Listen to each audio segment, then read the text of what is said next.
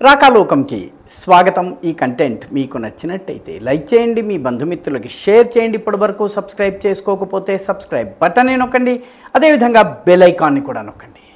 మిత్రులారా, పెహల్గావ్ సంఘటన, ఆ తరువాత భారతదేశము 9 పాకిస్తానీ ఉగ్రవాద శిబిరాలపై దాడి చేయడం, ఆ తరువాత పాకిస్తాన్ భారతదేశం మీద దాడి చేయడం, భారతదేశము 5 అంటే 5 రోజుల్లో పాకిస్తాన్ని పచ్చడి చేయటం, ఇప్పుడు ప్రపంచవ్యాప్తంగా అధ్యయనం చేస్తున్నటువంటి విషయాలు.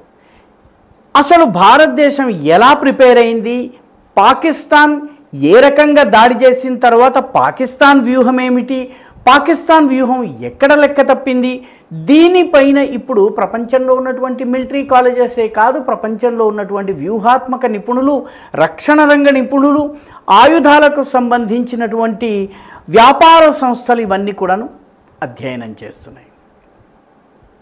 పాకిస్తాన్ చేసినటువంటి 3 ప్రధానమైనటువంటి తప్పిదాలను ఇప్పుడు చాలా లోతుగా దేశ విదేశాల్లో విశ్లేషణ చేస్తున్నారు.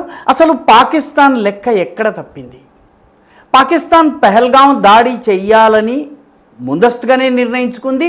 పెహల్గాం దాడి చేయడం ద్వారా కశ్మీర్ సమస్యని మరొకసారి అంతర్జాతీయ వేదికపైకి తీసుకుని రావాలి. భారత్, పాకిస్తాన్ ఈ రెండింటినీ ఒకదానికి వ్యతిరేకంగా ఉన్నట్టుగా ఇండియా పాకిస్తాన్ని హైఫనేట్ చేయటము, ఇది పాకిస్తాన్ లక్ష్యం. దీనికోసమే పెహల్గాం దాడి చేసింది. అయితే ఈ పెహల్గాం దాడి చేసిన తరువాత పాకిస్తాన్ అనుకున్నది ఒకటి, అయ్యింది ఒకటి. 3 ప్రధానమైనటువంటి తప్పిదాలని పాకిస్తాన్ చేసింది. పాకిస్తాన్ భారతదేశము తక్షణమే దాడి చేస్తుంది, ఏదో ఒక పాక్ ఆక్రమిత కశ్మీర్లో ఉన్నటువంటి ఏదో ఒక ఉగ్రవాద స్థావరంపై దాడి చేస్తుంది. కాబట్టి ఈ దాడి జరగగానే మన విమానాలు కూడాను గగనతలంలోకి ఎగురుతాయి, భారతదేశపు భూమండలంలోకి గగనతలంలోకి ప్రవేశించి తిరిగి వచ్చేసామనుకోండి, టిట్ ఫర్ టాట్ లెక్క అక్కడికి తేలిపోతుంది. బాలాకోట్ అలాగే జరిగింది, అంతకుముందు సర్జికల్ స్ట్రైక్స్ అలాగే జరిగింది. కాబట్టి ఆ రకంగా చేస్తే సరిపోతుంది. ఇది పాకిస్తాన్ అంచనా. అయితే పాకిస్తాన్కి లెక్క తప్పడానికి మొట్టమొదటి కారణం ఏంటంటే భారతదేశము తక్షణము స్పందించకపోవడం. భారతదేశము తక్షణము స్పందించకపోవడము, సైన్యం స్పందించకపోవడము, ప్రధానమంత్రి స్పందించకపోవడము, అసలు భారత్ ఏం చేస్తుందన్నది పాకిస్తాన్ అంచనాకి అందకపోవడం, భారత్ యొక్క దాడిని కానీ భారత్ వ్యూహాన్ని కానీ అంచనా వేయలేకపోవడం పాకిస్తాన్ చేసినటువంటి అతిపెద్ద తప్పు, మొట్టమొదటి తప్పు.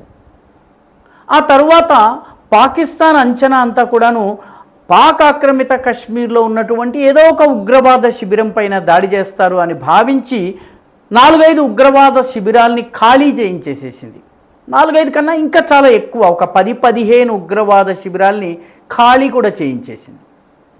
మరి ముజఫరాబాద్ ఇటువంటి ప్రాంతాల్లో భారతదేశం దాడి చేయదు కాబట్టి ఈ ఉగ్రవాద స్థావరాల్ని ఖాళీ చేస్తే సరిపోతుంది అని భావించింది. అయితే అక్కడ కూడా పాకిస్తాన్ లెక్క తప్పింది. భారతదేశము పాక్ ఆక్రమిత జమ్మూ కాశ్మీర్లో ఉన్నటువంటి మీర్పూర్, కోట్లీ, ముజఫరాబాద్ వంటివే కావు, బహావల్పూర్, మురీద్కే పైన కూడా దాడి చేసింది. అంటే భారత్ యొక్క రియాక్షన్ని అంచనా వేయడంలో పాకిస్తాన్ పూర్తిగా విఫలమైంది. ఇది పాకిస్తాన్ చేసినటువంటి మొట్టమొదటి అతిపెద్ద తప్పు. రెండవ తప్పు, భారతదేశము 9 ఉగ్రవాద శిబిరాలపైన దాడి చేసిన తరువాత మనము డ్రోన్ దాడి చేస్తే భారతదేశం మళ్ళీ దాడి చేసే అవకాశం ఉంది, భారతదేశం ఎక్కడ దాడి చేయవచ్చు, పాకిస్తాన్ ఒక అంచనా వేసింది. పాకిస్తాన్ దృష్టిలో ఏంటంటే ఈ మధ్యకాలంలో భారతదేశము పాక్ ఆక్రమిత జమ్మూ కాశ్మీర్ దీని గురించి చాలా మాట్లాడుతోంది. పైగా పాక్ ఆక్రమిత జమ్మూ కాశ్మీర్ని ఆక్యుపై చేసేందుకు భారతదేశం ప్రయత్నం చేయవచ్చును. అందుకని పాకిస్తాన్ తన ఆర్మీని ఎక్కువగా POJKలో మోహరించింది. భారతదేశపు ల్యాండ్ ఆర్మీ గనక వచ్చినట్టయితే తట్టుకునేందుకు, అడ్డుకునేందుకు, నిలువరించేందుకు POJK మీద పూర్తి దృష్టిని కేంద్రీకరించి ఉంచింది. అదే కాకుండా అసలు ఇండియా వ్యూహం ఏంటో తెలుసుకునేందుకు, కొంత పోక్ చేసేందుకు మొత్తము దాడంతా కూడాను ఆదంపూర్, పంజాబ్లో ఉన్నటువంటి ఆదంపూర్ నుంచి మొదలుపెట్టి జమ్మూ డోడా వరకు ఉన్నటువంటి ప్రాంతం మీదే కేంద్రీకరించి పాకిస్తాన్ యొక్క డ్రోన్ దాడులు కానీ, మిసైల్ దాడులు కానీ అన్నీ కూడా ఈ ప్రాంతంలోనే జరిగినాయి. లక్ష్యం ఏమిటి? పిఓజేకేని ఆక్రమించే విషయంలో భారత్ ఎక్కడెక్కడ సైన్యాల్ని మోహరించింది, ఏం చేయబోతోంది అని పూర్తిగా దానిపైనే దృష్టి కేంద్రీకరించింది. కొద్దిగా జైసల్మేర్ ప్రాంతంలో కూడాను ఒక థ్రస్ట్ ఇవ్వడానికి ప్రయత్నించింది. ఎందుకంటే 1971 యుద్ధ సమయంలో భారతదేశం అక్కడ 100 కిలోమీటర్ల వరకు లోపలికి వెళ్ళింది. కాబట్టి ఇక్కడ కూడాను అంతే తప్ప మిగతా ప్రాంతాలని పాకిస్తాన్ పట్టించుకోలేదు. పాకిస్తాన్ ఫోకస్ అంతా పిఓజేకేని కాపాడుకునేందుకే దానికి వైమానిక దళాన్ని కానీ, దాని పదాతి దళాన్ని, ల్యాండ్ ఆర్మీని కానీ మోహరించి భారత్ అంచనాలను తెలుసుకునేందుకు ఈ ప్రాంతంలోనే డ్రోన్ దాడులు ఎక్కువ జరిగినాయి. మనము చూసినట్లయితే డ్రోన్ దాడులన్నీ కూడాను శ్రీనగర్ నుంచి మొదలుపెట్టి జమ్మూ, నగరోటా, అఖ్నూర్ ఈ ప్రాంతాల్లో జరిగింది. ఆ తర్వాత పఠాన్కోట్, అమృత్సర్, అదేవిధంగా ఆదంపూర్ వరకు ఉన్నటువంటి ఈ బెల్ట్లోనే జరిగింది. పిఓజేకే పైన భారత్ దాడి చేస్తుందన్నటువంటి తప్పుడు అంచనాతోటి పాకిస్తాన్ తన సైన్యాన్ని అక్కడ మోహరించింది, తన మొత్తం ఫోకస్ని అక్కడ పెట్టింది. ఇది పాకిస్తాన్ చేసినటువంటి రెండవ అతిపెద్ద తప్పు. ఎందుకంటే దాని ఫోకస్ అంతా ఇక్కడుంది. భారతదేశం వెళ్ళి పాకిస్తాన్ యొక్క ఎయిర్ ఫీల్డ్స్ అన్నింటినీ ధ్వంసం చేసింది. అటు జకోబాబాద్ నుంచి మొదలుపెట్టి ఇటు సర్గోదా దాకా, ఇటు నూర్ఖాన్ ఎయిర్ బేస్ నుంచి మొదలుపెట్టి అన్ని ఎయిర్ బేసుల్ని పూర్తిగా భారతదేశము ధ్వంసం చేసేసింది. ఇది పాకిస్తాన్ ఊహించలేదు. భారతదేశం పిఓజేకే పైన దాడి చేస్తుందని చదరంగం ఆడేందుకు పాకిస్తాన్ సిద్ధంగా ఉంది. భారతదేశము వేరే చోట దాడి చేయటం అనేది పాకిస్తాన్కి అర్థం కానటువంటి విషయం. ఇది పాకిస్తాన్ చేసినటువంటి రెండవ అతిపెద్ద తప్పు, తప్పుడు అంచనా వేయటం. మూడవది, పహల్గాం తర్వాత భారత్ దాడి చేస్తుంది. భారత్ దాడి చేస్తే ప్రతి దాడి చేయవచ్చును. ఒకవేళ భారతదేశం గనక దాడిని ఉధృతం చేస్తే ఎట్లా తట్టుకోవాలి? ఈ విషయంలో కూడా పాకిస్తాన్ పప్పులో కాలేసింది. పాకిస్తాన్ పెహల్గాంకి దాదాపు 1-2 నెలల ముందు నుంచే రకరకాల అస్త్రశస్త్రాల్ని పోగు చేసుకోవడం మొదలుపెట్టింది. ఉదాహరణకి టర్కీ నుంచి డ్రోన్స్ని తీసుకొచ్చింది, ఎయిర్ డిఫెన్స్ సిస్టమ్స్ తెచ్చుకుంది, చైనా నుంచి ఎయిర్ డిఫెన్స్ సిస్టమ్స్ తెచ్చుకుంది, అమెరికాకి సంబంధించినటువంటి F-16లు మొదటి నుంచి ఉన్నాయి.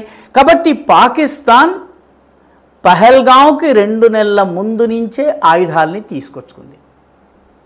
అంటే భారతదేశం ఉధృతమైన దాడి చేసే అవకాశము లేకపోలేదు.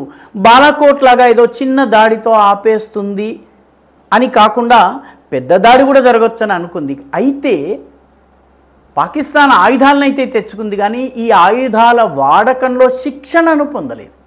పర్యవసానంగా టర్కీ డ్రోన్స్ వచ్చినాయి. టర్కీ డ్రోన్స్ను ఉపయోగించేందుకు టర్కీ సిబ్బంది కూడా వచ్చారు. ఎందుకంటే స్థానికులకు పాకిస్తానీ ఆర్మీకి దానికి సంబంధించినటువంటి శిక్షణ లేదు.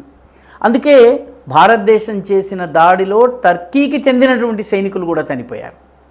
అదేవిధంగా చైనా నుంచి తీసుకొచ్చినటువంటి పరికరాల్ని ఉపయోగించేందుకు పాకిస్తాన్ దగ్గర పాకిస్తానీ సైనికులకు శిక్షణ లేదు. చైనీస్ సిబ్బందే వీటిని ఉపయోగించారా లేదా అన్నది ఇప్పుడు మన ముందున్నటువంటి పెద్ద ప్రశ్న. దానికి తక్షణం జవాబులు రావడం లేదు. ఎందుకంటే ఈ విషయంలో చైనా గప్చుప్, పాకిస్తాన్ గప్చుప్. ఒకవేళ గనక చైనీస్ సిబ్బందే గనక వచ్చి వీటిని ప్రయోగించే ప్రయత్నం చేసి ఉన్నట్లయితే అది చైనాకు కూడా చాలా పెద్ద ఎదురు దెబ్బ. కాబట్టి ఆయుధాలని సమకూర్చి దానికి కావలసిన శిక్షణ లేకపోవడము ఇది పాకిస్తాన్ చేసినటువంటి మూడవ అతిపెద్ద తప్పు. మొట్టమొదటి భారత్ రియాక్షన్ని అంచనా వేయటంలో పొరపాటు, రెండవది భారత్ పిఓజేకే మీద ఫోకస్ చేస్తుందని భావించటము రెండవ పెద్ద పొరపాటు, మూడవది భారత్ దాడి చేస్తే ఎదురు దాడి చేయడానికి ఆయుధాలనైతే తెచ్చుకుంది, కానీ ఆయుధాల ఉపయోగానికి సంబంధించిన కనీస పరిజ్ఞానం పాకిస్తాన్ దగ్గర లేకపోవడము ఇది పాకిస్తాన్ చేసినటువంటి మూడవ తప్పు. అదే భారతదేశము కొత్తగా రిక్రూట్ అయినటువంటి అగ్నివీరులకు కూడా రెడార్లను ఉపయోగించటము, డ్రోన్లను ఉపయోగించటము, మిసైళ్లను ఉపయోగించటము, వీటిలో సంపూర్ణ శిక్షణనిచ్చింది. 3000 మంది అగ్నివీరులు ఈ మొత్తం ఆపరేషన్స్లో పాల్గొన్నారు. ఆఖరికి ఇండియన్ విమానాలను నడిపించిన వాళ్ళలో మహిళా పైలట్లు కూడా ఉన్నారు. మొట్టమొదటిసారి భారతదేశానికి చెందినటువంటి మహిళా పైలట్లు ఆపరేషన్లో పాల్గొన్నారు. వీళ్ళు పాకిస్తాన్ గగనతలంలోకి వెళ్ళకపోయినప్పటికీ కూడాను బ్రహ్మోస్ కావచ్చును, లేకపోతే మిగతా క్షిపణుల ప్రయోగాన్ని చాలా సఫలతాపూర్వకంగా చేశారు. భారత్ ఏ రకంగా సిద్ధంగా ఉంది ఈ దాడికి, పాకిస్తాన్ దాడి చేసి దాని తరువాత భారత్ యొక్క రియాక్షన్ ఎలా ఉంటుందన్న విషయంలో 3 ప్రధానమైనటువంటి మిస్కాలిక్యులేషన్స్ చేయటం వల్ల పాకిస్తాన్ ఈరోజు ప్రపంచం ముందు నవ్వుల పాలవుతోంది. భారతదేశానికి కూడాను చాలా పెద్ద ఎత్తున ఈ ఆయుధాలు ప్రయోగించినంత అందువల్ల ఖర్చు అయింది. అందుకే మన ఆర్థిక మంత్రి నిర్మలా సీతారామన్ తక్షణం 50,000 కోట్లు విడుదల చేయడం జరిగింది. ఎందుకంటే ఈ దాడి చేసినటువంటి డ్రోన్స్ కానీ మిసైళ్ళు కానీ ఇవన్నీ మళ్ళీ తీసుకుని రావాల్సినటువంటి అవసరం ఉంది. కాబట్టి దానికోసం నిధులను కేటాయించడం జరిగింది, అలొకేట్ చేయడం జరిగింది. పాకిస్తాన్ నుంచి అది కూడా జరగలేదు. కాబట్టి పాకిస్తాన్ చేసినటువంటి ఈ 3 వ్యూహాత్మక తప్పిదాలు, అంచనాపరమైన తప్పిదాలు పాకిస్తాన్ని ప్రపంచ వీధుల్లో నవ్వుల పాలు చేసేసినాయి. ఈ వీడియో మీకు నచ్చినట్టయితే లైక్ చేయండి, షేర్ చేయండి, ఈ ఛానల్కు సబ్స్క్రైబ్ చేయండి. మీ అభిప్రాయాన్ని కమెంట్ల రూపంలో తప్పనిసరిగా పంపించండి.